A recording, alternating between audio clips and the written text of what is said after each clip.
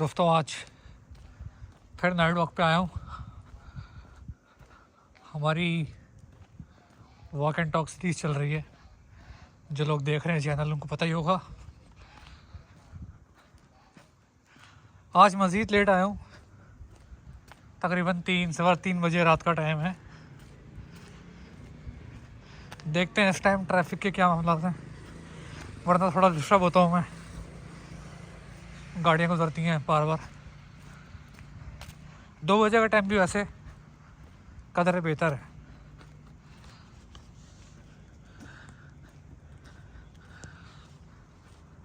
Last time यहीं से video continue की थी, बट हालांकि रोशनी यहाँ पे अच्छी है। मागला रोड यानी लेपर्ड रोड जो है मेरी फेवरेट उसके मुकाबले में, लेकिन वो उस दिन गलती से मैंने 0.5x पे कर दिया था।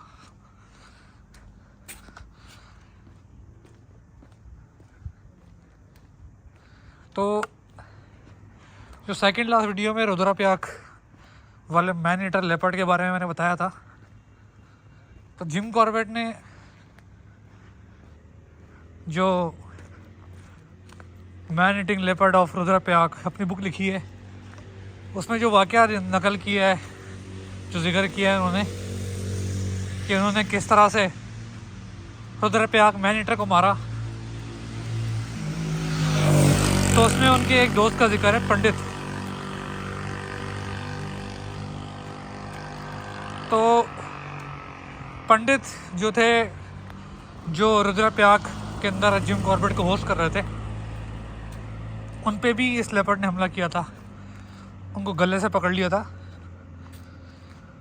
हाथ उनका चीर दिया था पूरा, और बाद में 2 महीने वो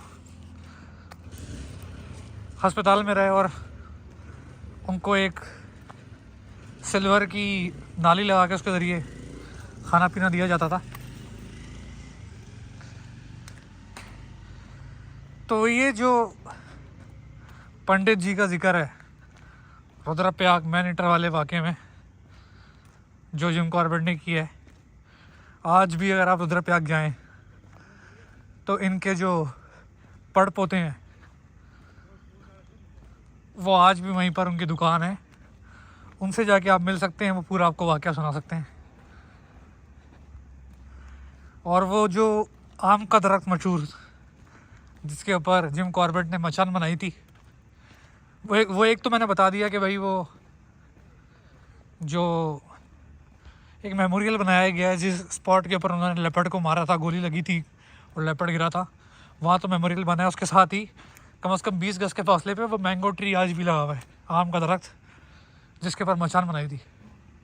अब काफ़ी पुराना हो गया है। पहले मचान भी ओरिजिनल जो थी उसके ऊपर बनी हुई वो थी, लेकिन वो टूट गई क्योंकि ज़्यादा टाइम हो गया है, 100 साल तकरीबन। 1926 की बात है। हाँ, तकरीबन पूरे 100 साल ही हो गए। तो दरख्त भी तकरीबन समझे ख़त्म होने वाला है, क्योंकि पूरी उसके तने में दीमक लग चुकी है। मैं देख रहा था हमारे सर हैं विवेक अवस्थी जी, जंगली रिजॉर्ट वाले, जिम कॉर्बेट नेशनल पार्क, उन्होंने वीलॉग किया था। वो गए थे वहाँ पे, उन्होंने दिखाया भी था। तो काफ़ी ज़बरदस्त उन्होंने वीलॉग किया है। मैं डिस्क्रिप्शन में लिंक भी डाल दूँगा, वो आप लोग देख सकते हैं उनका।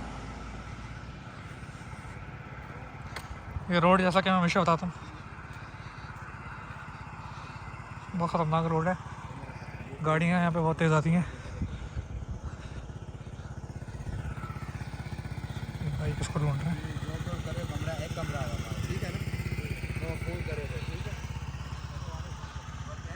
रोड वाले क्रॉस कर लें भाई सुकून से, आगे पीछे देख के। 360 व्यू भी दिखा दें आपको।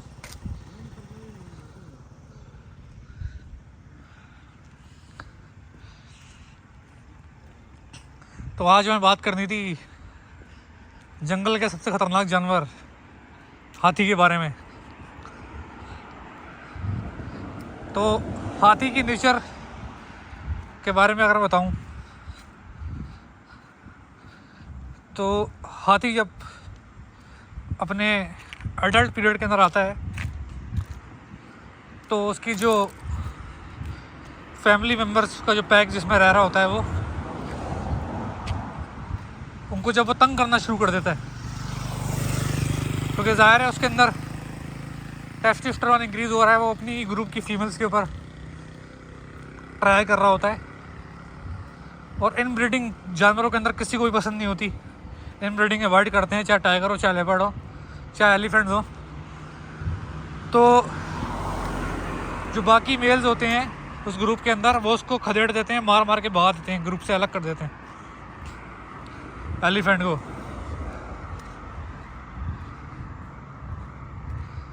और इस चीज़ से पहले बारी बारी सारे फैमिली मेम्बर्स उससे मिलने के लिए आते हैं। और इनके अंदर जो ग्रुप की जो लीडर होती है वो फीमेल होती है, मैट्रियार्क। सबसे जो सीनियर, उनकी जो बड़ी उम्र की जो हथनी होती है, वो उनके ग्रुप को लीड करती है।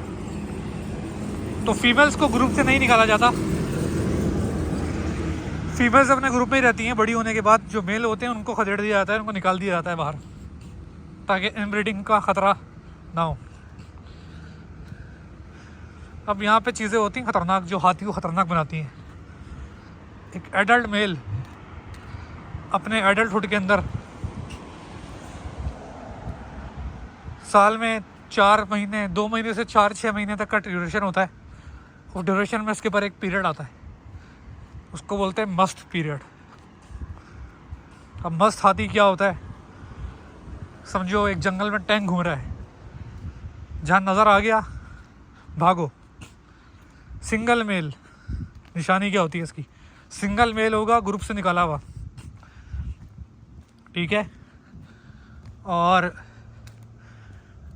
मस्त पीरियड में है कि नहीं, उसकी निशानी क्या होती है, उसकी आँखों और कानों के बीच में जो एक प्रोमिनेंट सी हड्डी होती है, उसके ऊपर होते हैं टेम्पोरल ग्लैंड्स, वहाँ से ब्लैक कलर का फ्लूइड निकल रहा होता है, टेम्पोरिन बोलते हैं उसको। वो इसलिए होता है कि वो ये शो करता है कि हाथी मस्त पीरियड के अंदर है।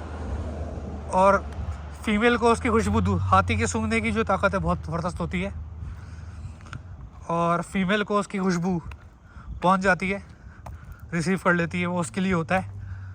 लेकिन ऐसा हाथी बहुत जुनूनी और पागल होता है, क्योंकि उसको मीटिंग करने के लिए कोई मिल नहीं रहा होता, पाकिस्तानी मर्दों की तरह होता है। पाकिस्तानी मर्द ना भी बोलें, इंडो पाक रीजन के मर्दों की तरह होता है।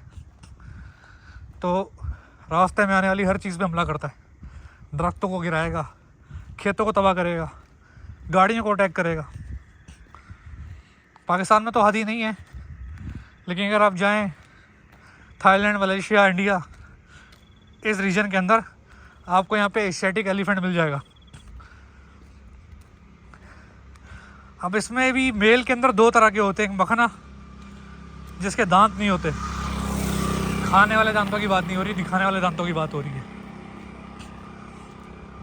दूसरा होता है टस्कर,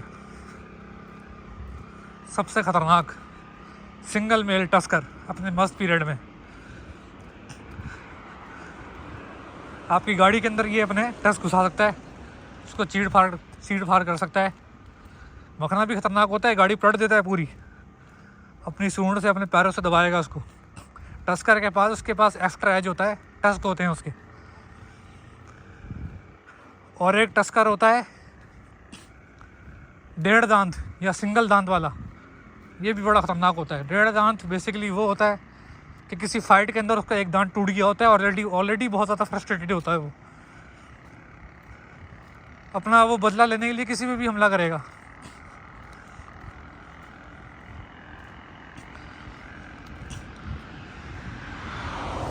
और एशियाटिक एलिफेंट और अफ्रीकन एलिफेंट में डिफरेंसेस होते हैं। वो डिफरेंसेस आप इमेजेस देख लेंगे, मैं एंड में लगा दूंगा वीडियो के ना, तो आइडिया हो जाएगा आपको। एशियाटिक एलिफेंट को पाला जा सकता है, पेट कर सकते हैं उसको आप, लेकिन उसके बावजूद जब पला हुआ भी हो और मस्त पीरियड में होता है ना, उसका जो मेल, उसको क्या बोलते हैं, हाथी को संभालने वाला, उसका मैं नाम भूल गया, उसके लिए टर्म यूज़ होती है प्रॉपर, तो उसको अपने पास फिर आने देता है वो। हालांकि कभी कभी उसको ही मार सकता है वो, लेकिन पला हुआ हाथी भी मस्त पीरियड में पागल होता है। तो इसलिए भाई टाइगर का ये है कि टाइगर आपके सामने आ गया जंगल में, लेपर्ड आपके सामने आ गया, आपने सिंपल क्या करना है, भागना नहीं है, कमर नहीं दिखानी, उल्टा खड़े होकर उसकी आंखों में आंखें डाल के देखना है। अगर वो आपकी तरफ चार्ज करता है, हाथ ऊपर करके चिल्लाना है। यही बात आपको यहाँ पे जो नोटिस बोर्ड लगे हैं मरकला हिल्स में लेपर्ड के लिए यही लिखी हुई है बात। लेकिन कभी आप थाईलैंड जाएं, कभी इंडिया के जंगलों में घूमने के लिए जाएं, वहाँ पे अगर टस्कर से सामना हो जाए और मस्त पीरियड में, तो भाई ये वाली चीज़ काम नहीं करती कि उसको चिल्लाना है, उसको भगाना है, या गाड़ी है तो गाड़ी उसकी तरफ भगानी है, हॉर्न करना है। नहीं, पैदल हो दूर से भाग जाओ, बाइक है घुमा के भाग जाओ। वापस घूमते हम भी। और गाड़ी के ऊपर हो तो गाड़ी को इतना जल्दी घुमा नहीं सकते, रुक कर वेट करो। अच्छा, इनमें जो ग्रुप होता है ना बच्चों के साथ, ये भी ख़तरनाक होता है, लेकिन ये ज़्यादातर मॉक चार्ज करता है। मॉक चार्ज मतलब डराने के लिए। लेकिन भाई जो सिंगल मेल है, सिंगल मेल सबसे ख़तरनाक जानवर है जंगल का, सिंगल मेल हाथी। और उस पर मज़ीद मीठा डाल दो तो टस्कर। मखना भी ख़तरनाक है, टस्कर और ज़्यादा ख़तरनाक है।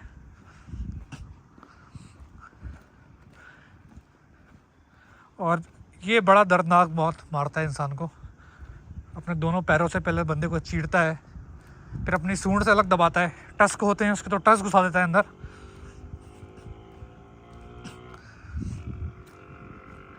तो हाथी से बचने का एक ही तरीका है भाई, पतली गली से शॉट।